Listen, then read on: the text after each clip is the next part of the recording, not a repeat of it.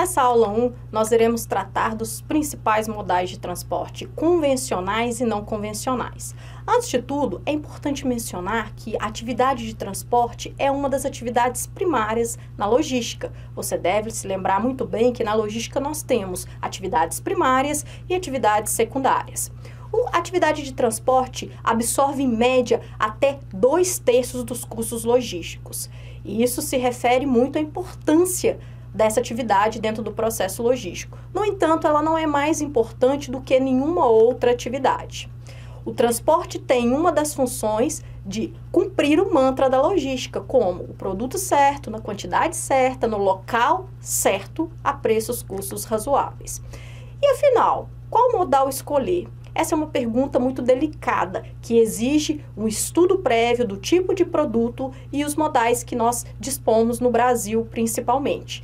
No final dessa disciplina, nós tentaremos chegar a essa conclusão de acordo com o tipo de produto que você trabalha ou o tipo de produto que você possa imaginar dependendo da atividade de transporte ideal. As decisões sobre as rotas e a capacidade de veículo também são fatores críticos para definir qual seria o melhor modal de transporte a ser escolhido. Lembrando que também a atividade de transportes envolve diferentes elos, como fornecedores, fabricantes, transportadores, distribuidores, armazéns, varejistas e também os clientes. No Brasil, nós temos uma extensão territorial muito grande. São mais de 8 milhões de quilômetros quadrados. Menor apenas do que os Estados Unidos, a Rússia, o Canadá e a China. Então, nosso país ele possui uma extensão territorial que dificulta, muitas das vezes, o produto chegar a tempo e a hora. E é por este motivo que hoje o comércio eletrônico, o e-commerce, sofre principalmente com atrasos na entrega. Os principais desafios envolvem, como eu disse, o tempo de trânsito, a nossa infraestrutura adequada, que ainda nós precisamos melhorar muito e nós dependemos da iniciativa pública e também da iniciativa privada, dentre outros fatores que nós iremos discutir nessa disciplina. O Brasil ocupa a 65ª posição dentre 137 países em qualidade de infraestrutura de transporte. Então, nós temos ainda muito a melhorar, muito a caminhar dentro desse cenário. De um score de 0 a 7, nós estamos 3,7 atrás de países do BRICS, como Brasil, que é formado por Brasil, Rússia, China e África do Sul. 11,7% das receitas são gastas com custos de transporte, enquanto nos Estados Unidos esse percentual chega apenas a 8%.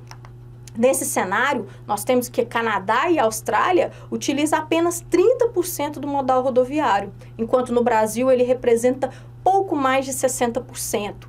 Mas o que isso tem a dizer para nós, Nayara? Veja, nós não podemos ser totalmente ou em grande parcela dependente apenas do modal rodoviário.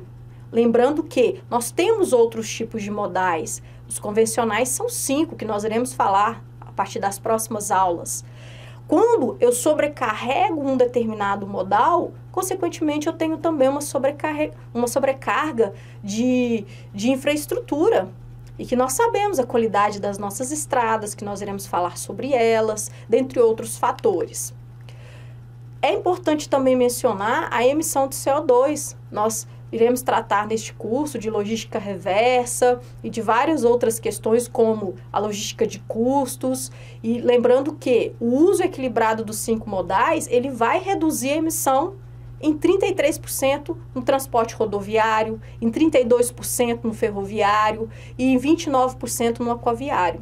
Desse modo, é importante que haja um reequilíbrio da utilização dos nossos 5 modais. E é um desafio muito grande. Não é simplesmente falarmos e dizermos que é necessário, até porque os autores já disseram isso. Já escreveram sobre isso, já refletiram sobre isso. Nós precisamos realmente colocar em prática a partir até então.